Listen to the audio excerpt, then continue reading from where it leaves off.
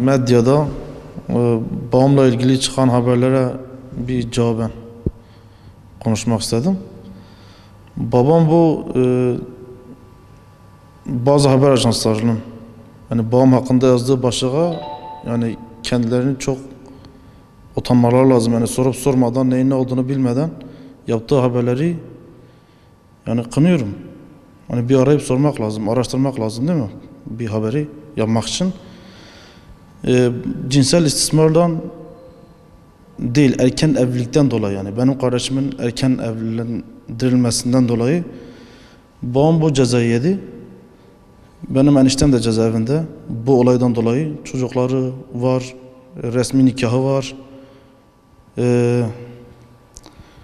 3 yılı aşkın eniştem cezaevinde. Babası da çıktı, girdi çıktı. Babam da şimdiye kadar teslim olmaması nedeni af çıkar diye belki. Bunun gibi binlerce insan bunu bekliyor yani. Bunun gibi binlerce insan bu mağduriyeti yaşıyor. Bunu herkes biliyor. İnsanları rencide etmek için yani bu kadar da bir insanı bir şey bilmeden bir haber ajansını ya da birinin bir insanı rencide etmesi gerekmiyor değil mi? Babam 60 yaşında, 60 yaşına gelecek. Bu dava 10 yılı aşkındır süren bir davadır. Yani devlet 10 yıldan sonra 60 yaşında bir insanı alıp cezaevine koyması artı erken evlilikten dolayı yani geçmiş bir zaman, bayağı bir zaman geçti. Yani 60 yaşında bir insan erken evlilikten dolayı ceza yemesi da o zaman şartlar belliydi. Bugün şartlar belliydi yani bu dünya değişti, devir değişti artık. Yani devletin de bu insanlara karşı bir yasa yani hazırlaması gerekiyor bence yani. Ya diyorlar ama yapmıyorlar. Yani kaç kere gündeme geldiği gibi de gidiyor yani. Binlerce mağdur var. Bunlardan biri de biziz. Eniştem cezaevinde. Çocuklarına da artık gerektiği gibi biz karşı taraf yani bakıyoruz. Mağdur tabii. 4 tane çocuğu var. Yani devlet bu babalarını cezaevine atmakla bence bir şey değil. Yani ceza şu an bu şekilde cezalandırıyor bunları. Yani cezaevine aldı diye cezalandırmıyor. Bu dışarıdaki insanların, çoluğun çocuğun baba özlemi ne bileyim babasız büyüyor.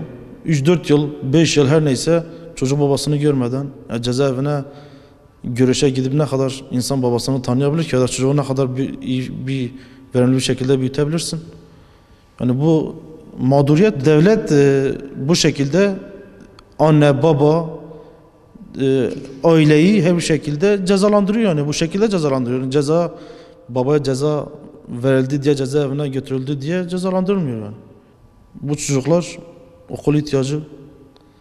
Devlet buna ne destek veriyor? Yani destekten ziyade mağduriyet yani bu olmaması gereken bir şey. Tam 18 yaşını doldurmamıştı ama 5-6 ay sonra resmi nikahlarını yaptılar. Ondan sonra zaten resmi nikah aldıktan sonra tabii çoluk çocuk var. Evlilikleri devam ediyor.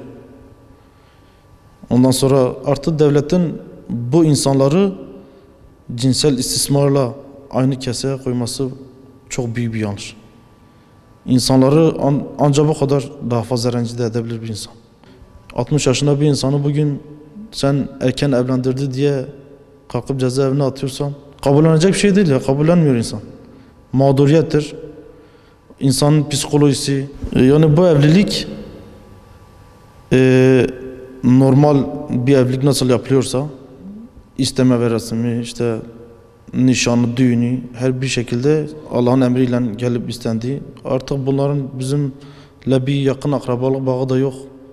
Allah'ın emri gelip istediler. Evlendiler, çoluk çocuk sahibiler. Bugün de bu suçtan o zaman öyle bir şey de yoktu. Yani kanun bu kadar da şey değildi yani. 60 yaşında bir insanın yani tecavüzcülerle istismarcılarla aynı bir odada tutulması da uygun değil. Aynı bir keseye koyulması da uygun değil. Devletin yani bir insan üzerinde bıraktığı hani büyük bir lekedir yani bu. Yani insan kabullenmez abi ya bunu.